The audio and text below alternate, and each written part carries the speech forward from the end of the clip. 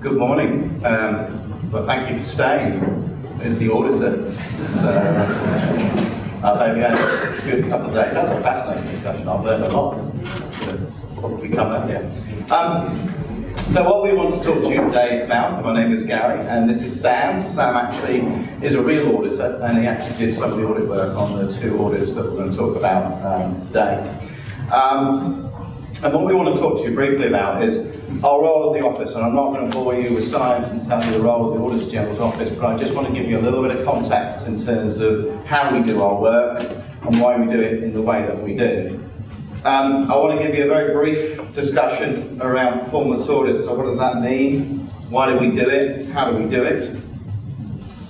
Talk about the office's approach and why we've decided to look at water. So why would auditors suddenly decide to look at water as opposed to asset management, procurement, financial control, all those exciting things that get our tails wagging? So why have we decided to look at this natural resource?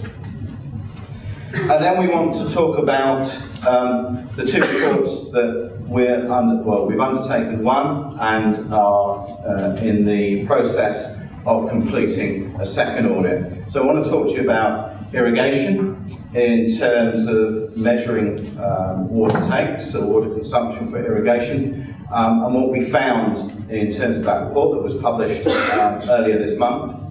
And then Sam will talk to you about freshwater quality and the fact that we did an original report in 2011 and are now doing a follow-up report in terms of progress since we produced that original report. That's in the process of being finalised in terms of drafting the report now. So because we're paid by Parliament and we report effectively to Parliament in the first instance, we can't give you all our final findings, and we haven't come to those conclusions. But Sam can give you some observations from the field work and some of the work that we've done. And then we also want to talk to you about the sort of common themes, if you like, that we've picked up from both audits. So what are the challenges that are facing councils and others around the area of freshwater? And then if we've got time and you've got patience and interest, then we're obviously happy to take questions from you.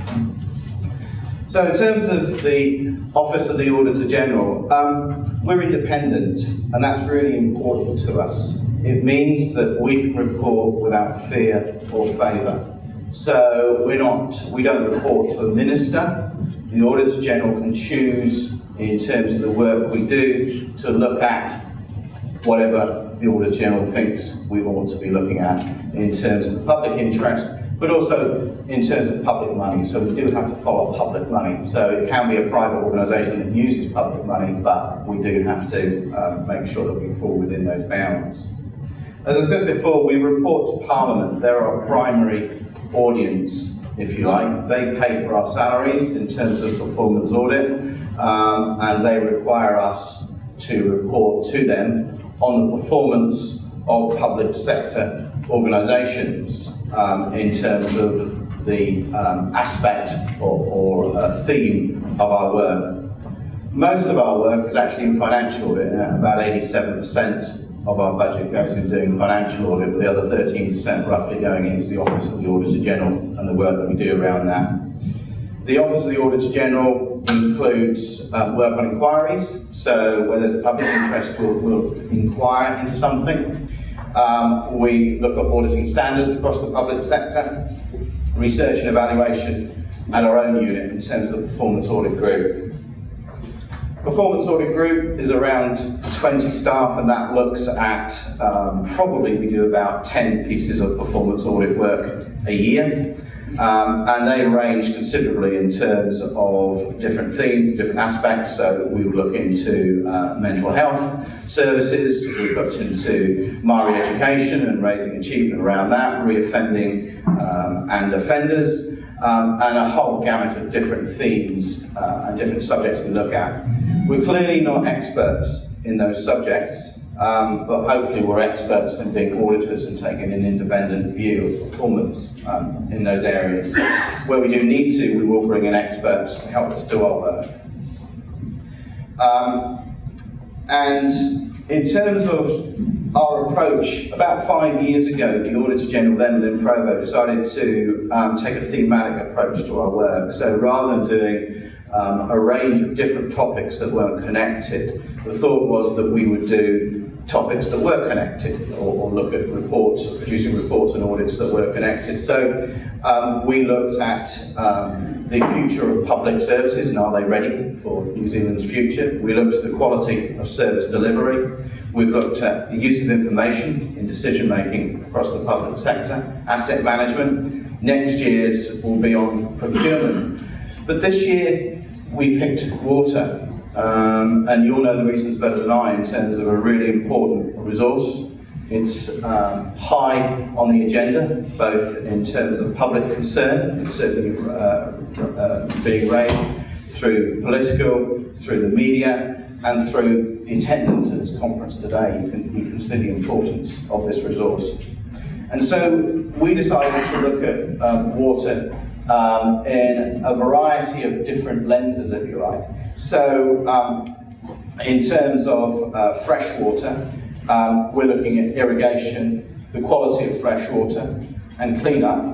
In terms of, we're looking at drinking water, we're looking at drinking water supply, we're looking at stormwater, and we're also looking at the marine environment and looking at reserves and the Hauraki Gulf.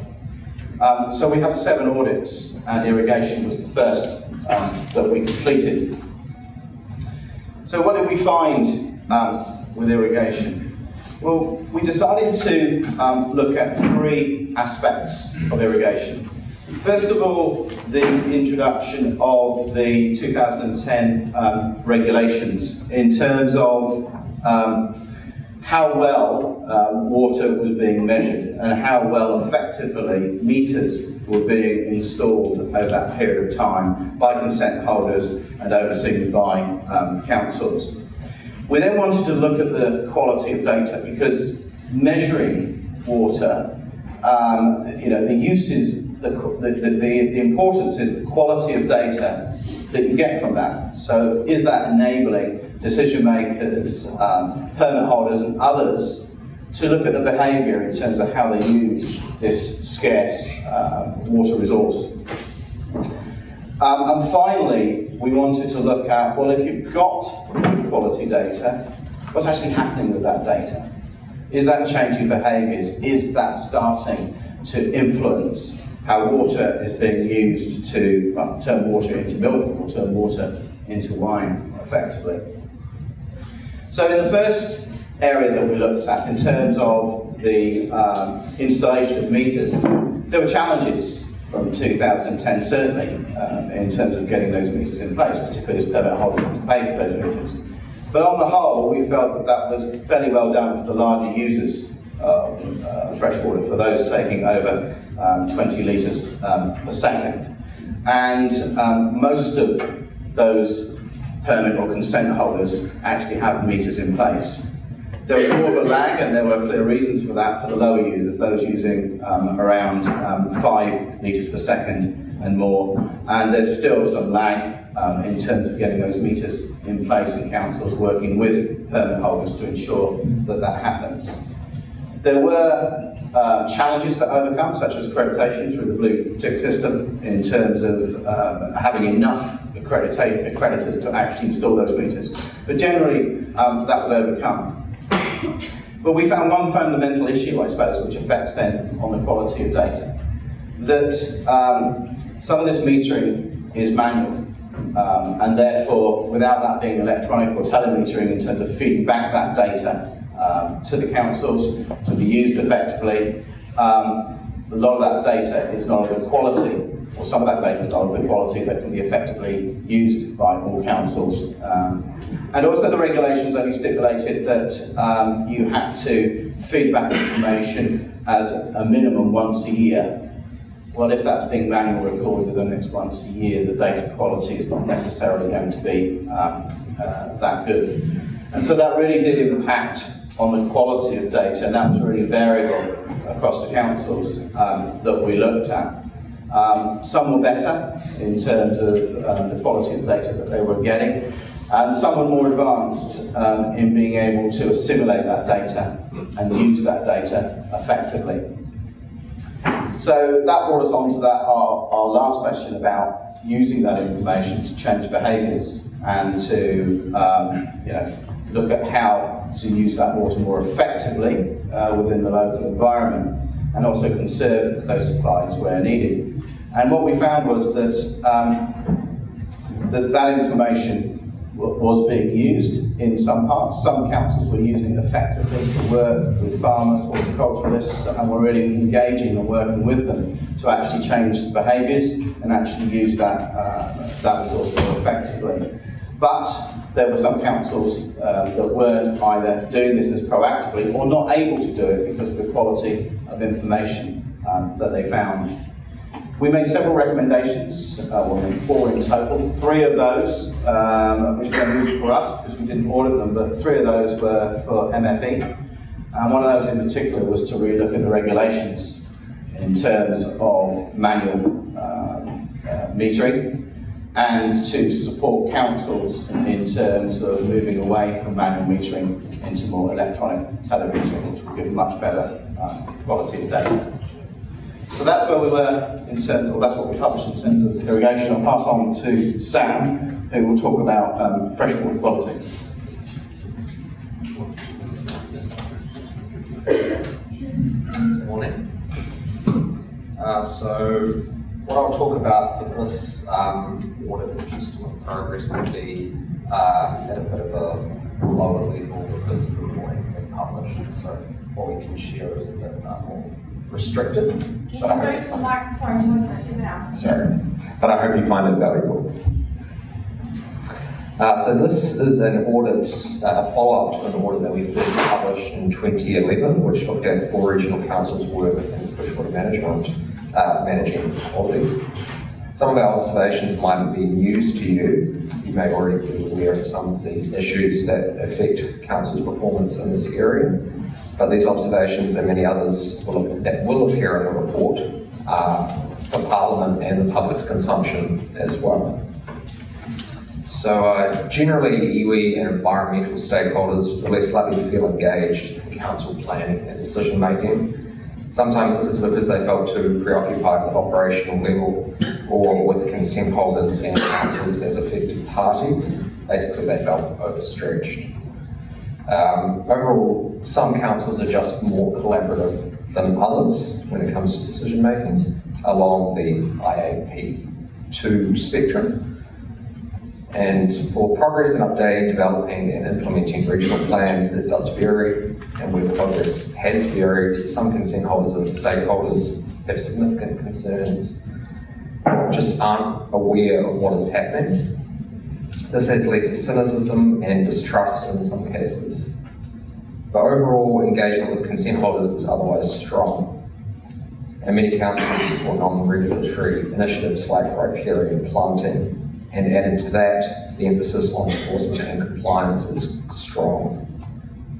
But sometimes there are perceptions about undue political influence on the operational side of council business. Whether these perceptions are valid or not, it is important, and it shows how important relationships with stakeholders are to councils. Councils are utilising peer review and working on initiatives like the National Environmental Monitoring Standards, and we think continuing development of these standards should further improve monitoring consistency, and also, where necessary, further transparency and environmental reporting should minimise distrust and ensure that communities and stakeholders can better understand regional councils' work. And so just for a few things from both audits, when councils work with others, for example the dairy industry or contractors such as the hosts of water meter data, role clarity is required, otherwise the expectations and responsibilities for each party can become uncertain and a source of tension. Sometimes these tensions are visible to consent holders and show inconsistencies in what is expected of them. And other times, whether a contractor or consent holder is responsible for remedying an issue is uncertain. But in New Zealand, all parties do need to work together, including government, and councils to better manage freshwater quality and its use. Also, where there are negative perceptions of council's work, a good defence is greater transparency. Some negative perceptions come from stakeholders or individuals that do not have access to or do not understand environmental monitoring that is being undertaken. If these stakeholders or individuals go on to request information from councils, councils need to consider whether they could have made this information available earlier. And just as a final point, which may be obvious, water use and water quality has been hotly debated throughout New Zealand and in the media. We at the OAG, the Office of the Auditor General, aren't scientists, we're audit specialists. So our work places significant focus on the processes and operations of the entities that we audit. Through this focus, we're independently looking at council's water management work and are keen to hear any questions or observations that you can have. And if you're hanging out for lunch, you can get in touch with us afterwards. Right, thank you, Sam. Gary, any questions? I think you'll agree there's a lot of alignment in terms of the messages that you've heard this morning, both from myself and from James, but must be some questions in terms of the processes and findings that OAG have used. No? Yes. Have you seen considerable improvement since the first audit and the second one you were actually carrying out, right? It's a good question. We can't really go into that much detail at the moment, but generally speaking, there is improvement in the operations and processes, but the quality of the water itself, we can't comment on that at the moment. Yes, sir. Are you seeing a greater use of technology in terms of monitoring? So the electronics, is that being taken up by the irrigators? For the water allocations and irrigation one, yes we are, but it does vary. We hear stories like people purchase the cheapest technology and then they leave it there until it starts to break down. So the short answer is yes and no, unfortunately. But yeah, as some of the technology becomes cheaper, the manual monitoring that Gary talked about should begin to disappear and the data quality should get better. So are you seeing, or did you talk to irrigators that was cost a significant barrier? It was particularly for the smaller consent holders, and yeah. Just a comment that just a comment about the technology is there's a few that can't actually get cell phone coverage, so you can't actually send the information. So it's actually not the farmer's fault. Yeah, that's a fair point. One council we did look at had put in some short wave radio to remedy that. So I think there are solutions in that area. But it does also depend on how much a particular council wants to invest in getting that information in that format.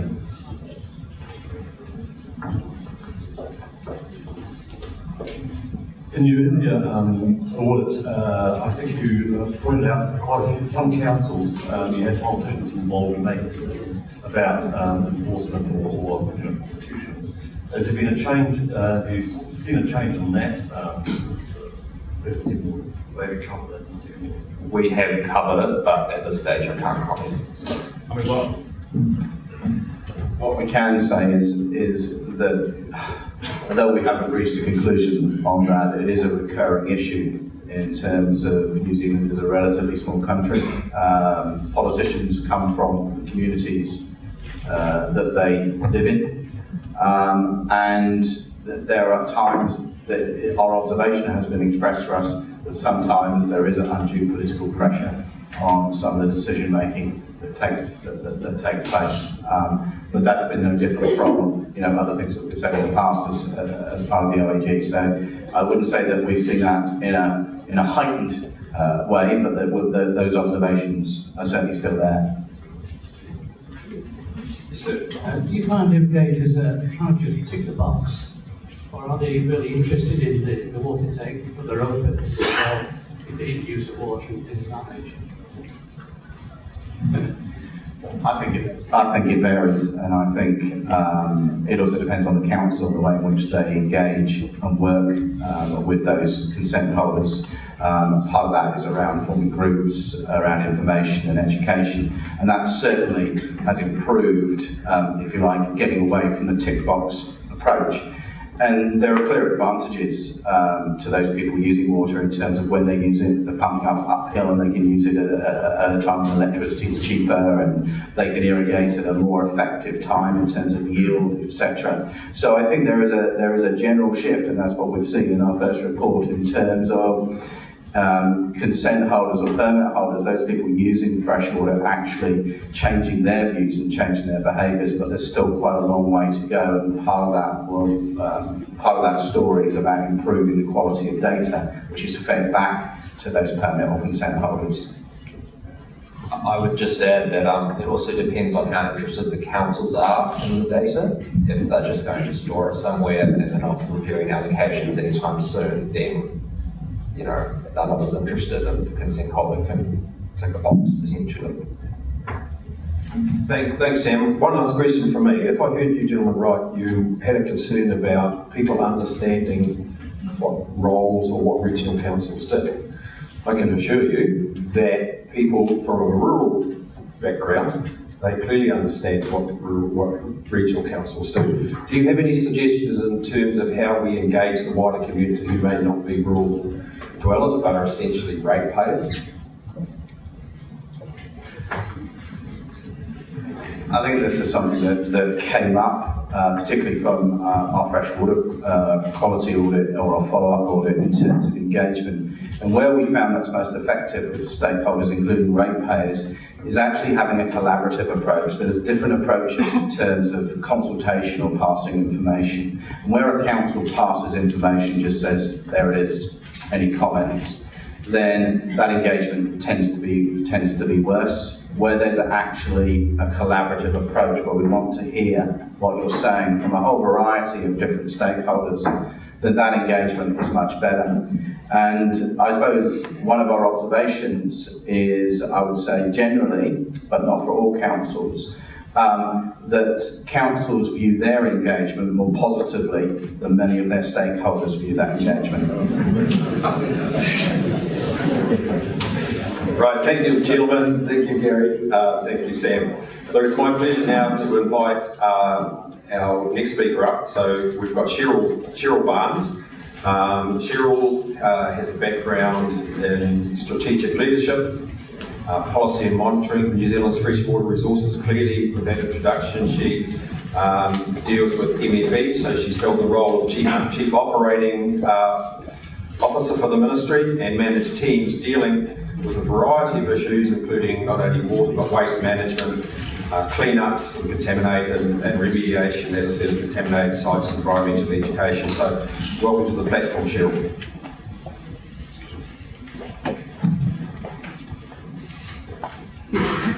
Thank you, and tēnā koutou katoa. I'm Cheryl Barnes, and as Doug mentioned, my role is to lead the work of the Ministry for the Environment on freshwater policy. And it's fantastic to be invited here today, so thank you for that. And just from talking to people, it sounds like you had a really fantastic day yesterday and some good discussions this morning too. I work at the Ministry, and I was really keen to put up these photos to start with, to show you that my team and I, we do a lot of pen pushing. We spend a lot of time in our office, but actually increasingly the way that we work and the way that we want to work in the future is getting out and about and getting a much better experience of what's happening out there in the real world. So this is us recently clearing some blackberry bushes up at a hero stream. My team and I have spent some time there, and the broader team, some of whom are here today, did some further work replanting there a couple of weeks later. I've also been really fortunate to spend time recently out in the Waikato and in the Hawke's Bay, and really keen to get out and visit more areas too. So as I say, those real life examples, what's really going on, are essential to the way that we make policy here in Wellington. So I was invited today really to talk about the government's priorities for freshwater reforms. And you'll have heard, most of you, I expect, a lot of that previously from the Minister for the Environment, David Parker. So I can just touch on the broad direction that he's already publicly laid out. So we're working through the details of that with ministers right now, but there's three broad areas in here. The first is stopping further degradation, so actions to stop contaminants from getting into our freshwater as soon as possible. And for those of you who've heard Minister Parker speak, you'll get the sense of urgency and pace that he brings to that. Secondly, it's about restoring rivers and lakes, so actions to bring our freshwater systems back to a healthy state where we need to do that. Thirdly, looking at fixing the broader system, so actions to manage water quality and use for the longer term. So looking at changes including, for example, the Resource Management Act. So it sounds kind of simple when you put it up on a PowerPoint slide, but I agree with the others who have described the way that we think about and the work on freshwater, that is one of those wicked problems. There's lots of threats and risks, it's complex, we're working with natural systems that aren't always predictable, there are problems that we don't yet have the tools available to address, and at times competing community values. So my message really is that my ministry are committed to working with all of you longer term as we work through together those solutions. And I think our end goal for all of us is the same, to fix the system and ensure the quality of New Zealand's waterways. So in the first instance, stopping further degradation. And as I say, a sense of pace from this government, from Minister Parker in particular. And that's probably likely to require updates to the National Policy Statement on freshwater and potentially to other regulation. We're working through that. Minister Parker, you will have heard recently, there's a lot of media attention, particularly around what nutrient discharge allocation really means. Many of you will be very familiar with that, particularly those of you, our colleagues from regional councils. It's about setting limits on the amount of nutrients that can be discharged that then requires farmers to work within those limits. And that in some cases can mean decisions about stock numbers, for example. So some councils are well down the track here, requiring farmers to work within limits, but are facing and we're continuing to face challenges and issues working through their plans. And Mr. Parker here has been really clear that he wants a national approach on this issue, so how we allocate the level or amount of discharge between farmers and in the catchment. So trying to avoid having the same arguments playing out in each region. So he's looking for a national approach that's fair between land use classes and between developed and undeveloped land. And one thing that he has noted in that is that undeveloped land is disproportionately Māori owned, and he's looking for ways not to lock Māori out of potential development opportunities in the future. We're also focusing on sediment runoff. So the Minister here particularly interested in the effects of wintering stock and cropping on steep hill country. And we're in the process of gathering more information on that and how to reduce the impacts on erosion and water quality. We're also looking at gathering information now to help us formulate advice on estuaries and wetlands. So the WIG program is pretty broad. And as you'll be aware, the Minister has asked the Land and Water Forum for their advice on those specific issues. And we're expecting to see that report in the next week. We've also heard, and the Minister has heard too, suggestions from other non-government organisations, which is fantastic. So again, this is us hearing what's working, what different perspectives are, and we can bring all of that into our advice and thinking too. And I particularly wanted to take the opportunity today to say thank you to the regional councils for the really thoughtful discussion paper that we received from you recently, setting out the challenges that you're facing and some constructive ways to work through those. And we'll be talking to you further, hopefully very soon, on the details of that. It's a really helpful piece of information to have.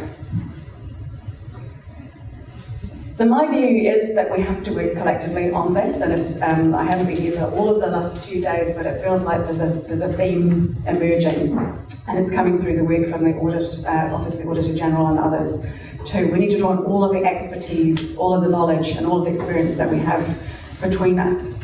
So we're anticipating progress on the shape and content of the National Policy Statement on Freshwater Management and potentially other regulatory changes by the end of this year. And we'll keep you posted on that. In the longer term, as I mentioned, we're looking at what's further out, how do we do the fixing of the system part of this. And again, we'll be really keen to discuss all of that as we work through the details of it with the government, and including potential changes to the Resource Management Act. So Minister Parker has publicly confirmed already that there will be a two-stage approach to amending the Resource Management Act, and officials have started to work on what that might look like. The first stage will begin this year, looking at fixing some of the current issues around planning processes and changes to notifications, for example. A more comprehensive, longer review of the Act was likely to be considered next year, focusing on a broader set of issues, potentially around urban and water issues. So that project is taking a first principles look at how the resource management system operates, and we'll be looking, as I say, for input throughout all of that process. Meanwhile, we've got to work to implement what's in the current regulations, including the existing NPS, which includes the part about setting regional targets for swimmable rivers and lakes. And so again, I do want to acknowledge local government New Zealand and regional council staff who've worked with us to support councils setting the draft targets earlier this year in March. The final sets of targets are due by December this year, and we'll be taking stock then of how far that gets us. You'll be aware that the government has also signalled it wants to look at the impact of seasonal variations on water quality, so we're doing that work now too, alongside NIWA and others, and expect to have more information on that by the end of June. More broadly, I would like to acknowledge the work regional councils are doing on implementation plans. There's some fantastic work happening, and the useful check-in process and progress reports due by the end of this year. We're also continuing to see that voluntary action can make a massive difference here, and I understand you've heard from Alan and James earlier today on some examples of that. And so for my team, yes, we've got a lot to do in terms of the regulatory regime, but also it's really important for us that we do lots of work on good management principles. So for example, good farming practice principles and some guidelines on water sensitive urban design are two areas that we're focusing on at the moment. So that's all I wanted to cover this morning. I understand we're going to have a bit of a panel discussion to take any further questions.